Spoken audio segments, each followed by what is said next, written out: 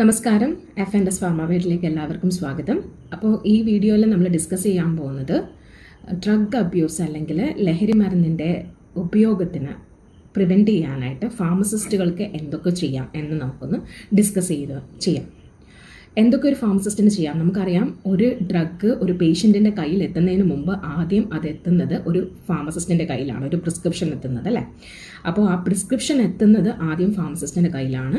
അപ്പോൾ ആ ഡിസ്പെൻസ് ചെയ്യുന്ന ഫാർമസിസ്റ്റ് പ്രോപ്പറായിട്ടൊന്ന് നോക്കുകയാണെങ്കിൽ അല്ലേ, ഏത് ടൈമാണ്, എത്ര ടൈം പീരീഡിലേക്കാണ് ആ പർട്ടിക്കുലർ ഡ്രഗ് മെൻഷൻ ചെയ്തിരിക്കുന്നത്, ഡോക്ടർ ഏത് ഡ്രഗ് ഏത് ഡോസിലാണ് മെൻഷൻ ചെയ്തിരിക്കുന്നത്, ആ ഒരു കാര്യങ്ങൾ ഡീറ്റെയിൽ ആയിട്ടൊരു ഫാർമസിസ്റ്റ് നോക്കി കെയർഫുള്ളായിട്ട് ഒബ്സർവ് ചെയ്തിട്ട് എന്ത് ചെയ്യണം, ഡിസ്പെൻസ് ചെയ്ത് കഴിഞ്ഞാൽ അത് സിഗ്നേച്ചറോ അങ്ങനെ എന്തെങ്കിലും ഒരു നോട്ട് ആ പ്രിസ്ക്രിപ്ഷനിൽ കൊടുത്തു കഴിഞ്ഞാൽ നമുക്ക് മൾട്ടിപ്പിൾ പ്രൊവൈഡേഴ്സിൻ്റെ കയ്യിൽ നിന്ന് ഈ പേഷ്യൻ്റ് ഡ്രഗ് വാങ്ങിക്കുന്നതിനെ പ്രിവെൻറ്റ് ചെയ്യാനായിട്ട് പറ്റും.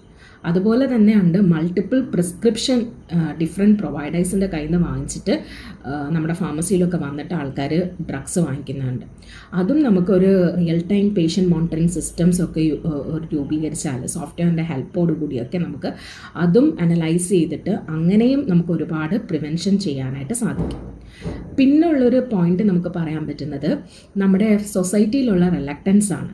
അതായത് ഇപ്പോൾ ഒരു വ്യക്തി ഡ്രഗ് അഡിക്റ്റ് ആയിട്ട് ഒരു വ്യക്തി മാറിയെന്ന് വിചാരിക്കുക, ആ വ്യക്തിക്ക് അതിൽ നിന്ന് പുറത്തേക്ക് വരാനായിട്ട് ഒരുപാട് ഓപ്പർച്യൂണിറ്റീസ് ഉണ്ടെന്നുള്ള അറിവ് ആ വ്യക്തിയുടെ ഫാമിലിയിലേക്കും ആ വ്യക്തിയിലേക്കും എത്തിച്ചു കൊടുക്കാനായിട്ട് സാധിക്കാമെന്ന് പറയുന്നത് വലിയൊരു കാര്യമാണ്.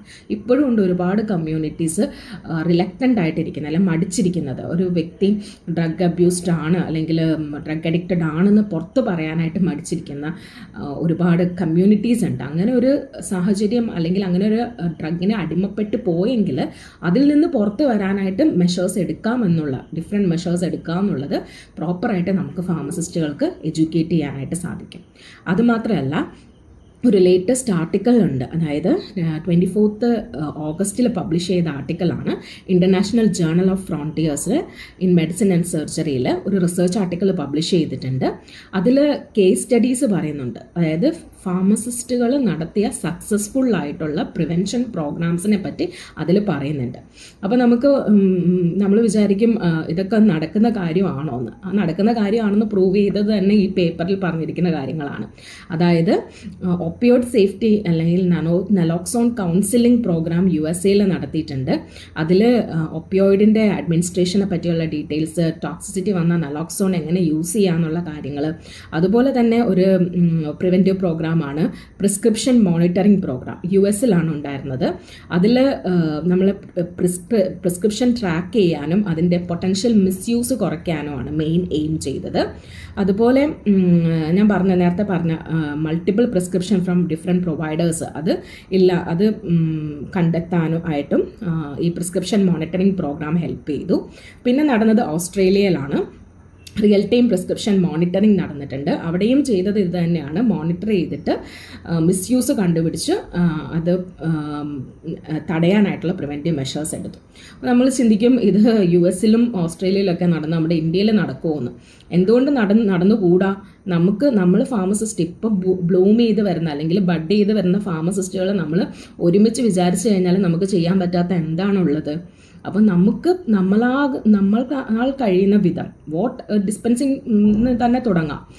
പ്രോപ്പറായിട്ട് ഡിസ്പെൻസ് ചെയ്ത് പ്രോപ്പറായിട്ട് ഡ്രഗ്സ് നോക്കി മിസ്യൂസ് അല്ലാന്ന് ഉറപ്പ് വരുത്തിയ ശേഷം ചെയ്ത് നമ്മുടെ എത്തിക്സ് ഉൾക്കൊണ്ട് ഡിസ്പെൻസ് ചെയ്ത് കഴിഞ്ഞാൽ നമുക്ക് ഒരുപാട് പരിധിവരെ ഈ ഡ്രഗ് അബ്യൂസ് കുറയ്ക്കാമെന്ന് തന്നെ എനിക്ക് പറയാൻ സാധിക്കും. കാരണം ഹെൽത്ത് കെയർ പ്രൊഫഷണലിൽ ഏറ്റവും ആദ്യം ഒരു പ്രിസ്ക്രിപ്ഷൻ വന്നെത്തുന്നത്, ഡോക്ടർ പ്രിസ്ക്രൈബ് ചെയ്ത് കഴിഞ്ഞാൽ വന്നെത്തുന്നത് ഒരു ഫാർമസിസ്റ്റിൻ്റെ കൈകളിലാണ്. അപ്പോൾ ആ ഫാർമസിസ്റ്റിന് ഒരു ഇമ്പോർട്ടൻറ്റ് റോളുണ്ട് ഭയങ്കരമായിട്ട്.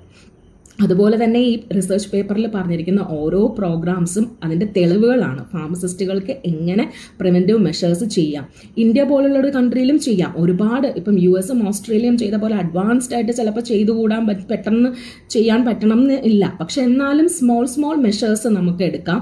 അങ്ങനെ നമ്മുടെ കൺട്രിയിലുള്ള ചെറിയ ഒരു സ്റ്റാറ്റിസ്റ്റിക്കൽ ഡിക്രീസ് അല്ലെങ്കിൽ റിഡക്ഷൻ എങ്കിലും നമുക്ക് വരുത്താൻ സാധിച്ചാൽ അതൊരു ഗ്രേറ്റ് ബൂൺ അല്ലെങ്കിൽ അനുഗ്രഹമാണ് നമ്മുടെ ഹെൽത്ത് കെയർ പ്രൊഫഷനിൽ പറയുന്നത്.